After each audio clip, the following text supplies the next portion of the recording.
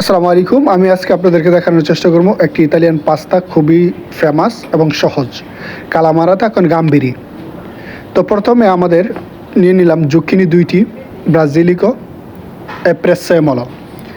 তো কালামারাতা গাম্বিরি কন জুকিনি দিয়ে বানানো হবে। তো আপনারা চাইলে শুধু গাম্বারি দিয়েও বানাইতে পারেন। গাম্বিরি মানে হচ্ছে ইসা মাছ, আর জুকিনি হচ্ছে লাউয়ের মতোই। তো এটার নাম বাংলা বলতে পারলাম না, এই জন্য আমি দুঃখিত। তো ইতালিতে এটাকে জুক্কিনি বলেই চিনে আর কি সবাই। তো জুক্কিনিগুলো আমরা ছোট ছোট করে কেটে নেব। ছোট ছোট মানে পিকলো পিকলো করে আমরা কেটে নিলাম। তো আপনারা আপনাদের সাইজ অনুযায়ী কেটে নিতে পারেন। তো এখানে আমরা 2টি জুকিনি কেটে নিয়েছি। তো 2টি জুকিনি কেটে নিয়ে আমরা থুয়ে দিলাম একটি ফ্লাগের মধ্যে।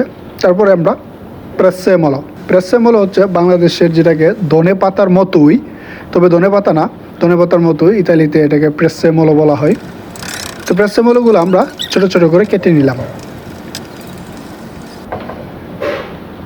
তো ছোট ছোট করে কাটার পর আমরা একটা বাস্কেট মানে একটা এর মধ্যে রেখে দিলাম। তারপর হলো বাজিলিকো। বাজিলিকো কেউ বলে পুদিনা পাতা, আবার কেউ বলে অন্য পাতার মতো বাংলাদেশে, যেটাকে ভেজিলিয়ান পাতার মতো।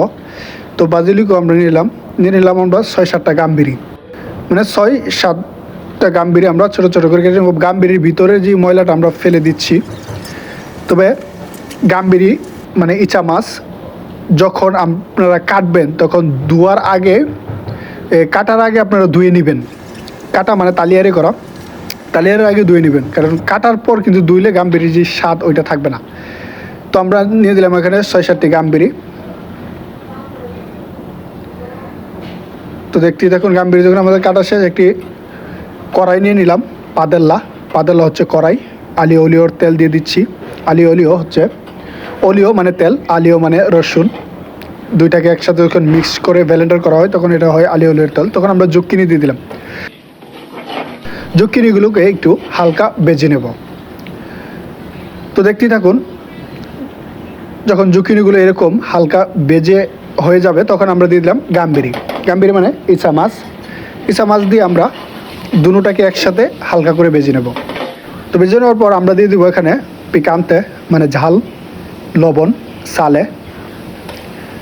তো গাম্বিরিটি আমরা কেন জুক্কিনির সাথে দিই নাই, যদি গাম্বিরি ইচা মাছটি জুক্কিনির সাথে দিই তাহলে ইচা মাছটি বেশি কচিনা হয়ে যাবে। তখন আমরা দিয়ে দিচ্ছি আকুয়া কালদা উন মেস্তলো। মেস্তলো মানে ডাবর, উন মানে এক, আকুয়া মানে গরম, কালদা মানে আকুয়া মানে পানি, কালদা মানে গরম। তো এইভাবে আমরা দিয়ে দিলাম। দেওয়ার পর একটু সিদ্ধ হবার জন্য রেখে দিলাম।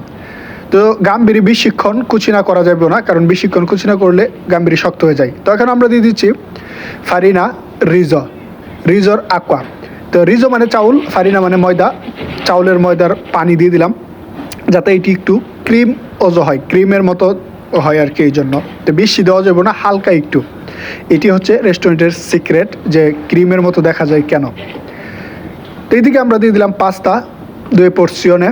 তো এখানে আপনার করান্তা মানে 40টির মতো পাস্তা কালামারাতা, প্রায় 120 গ্রাম এরকম হবে। তো আমরা দিয়ে দিলাম আকুয়া কালদার মধ্যে গরম পানির মধ্যে সিদ্ধ হওয়ার জন্য। তারপর আমরা দিয়ে দিলাম বাজিলিকো প্রেসেমলো বাজিলিকো দিয়া ভালোভাবে এটাকে মিক্স করতেছি। দেখেন কীরকম ক্রিমের মতো হয়ে গেল, অনেক সুন্দর দেখতে, খেতে অনেক সুস্বাদু। আপনারা বাসায় ট্রাই করে দেখতে পারেন।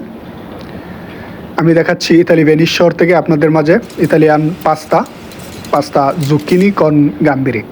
জুকিনি মানে লাউয়ের মতো দেখতে, গাম্বিরি মানে ইচা মাছ। তো এইদিকে আমাদের পাস্তা পরন্ত মানে রেডি, সিদ্ধ হয়ে গেছে। তো আমরা এখন যে সালসাটি বানাইছি ওইটার সাথে আমরা মিক্স করবো ভালোভাবে। দেখতেই থাকুন, দেখেন মাশাআল্লাহ অনেক সুন্দর হচ্ছে। আশা করি কমেন্টে আমাদেরকে উৎসাহিত করবেন, কে কোথা থেকে দেখতেছেন জানাবেন। দেখতে থাকুন কি সুন্দর হচ্ছে মাশাআল্লাহ। এই যে ক্রিম, একদম ক্রিমের মতো হচ্ছে, খেতে অনেক সুস্বাদু। আপনারা ট্রাই করে দেখতে পারেন। তখন আমাদের প্লেট করার পালা। তো আমরা 2টা প্লেট নিয়ে নিলাম।